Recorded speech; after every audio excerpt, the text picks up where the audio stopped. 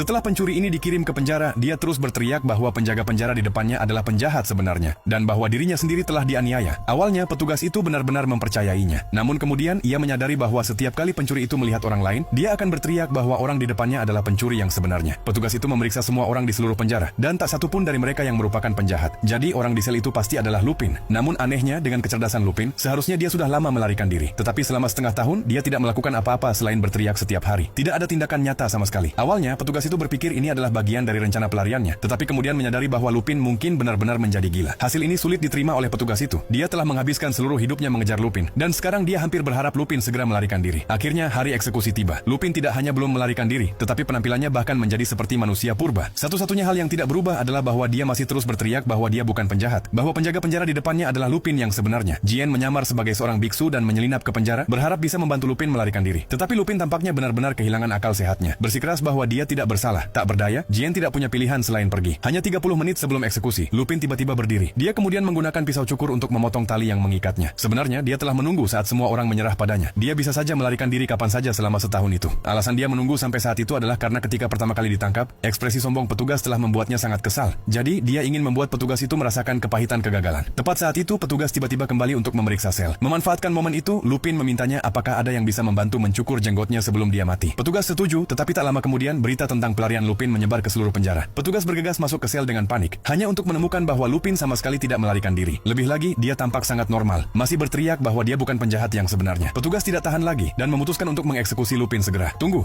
jangan, aku mohon, kau akan membuat kesalahan besar. Aku adalah Lup. Tepat saat itu, penjaga penjara di sampingnya tiba-tiba memanggil nama petugas itu. Pikiran petugas benar-benar kosong. Tiba-tiba dia tersadar bahwa orang yang berdiri di depannya adalah Lupin yang sebenarnya. Sepanjang waktu, pria itu mengaku tidak bersalah, hanya agar di saat terakhir, dia bisa menukar identitas dengan penjaga dan membiarkan orang lain menggantikan posisinya dalam eksekusi. Kamu datang.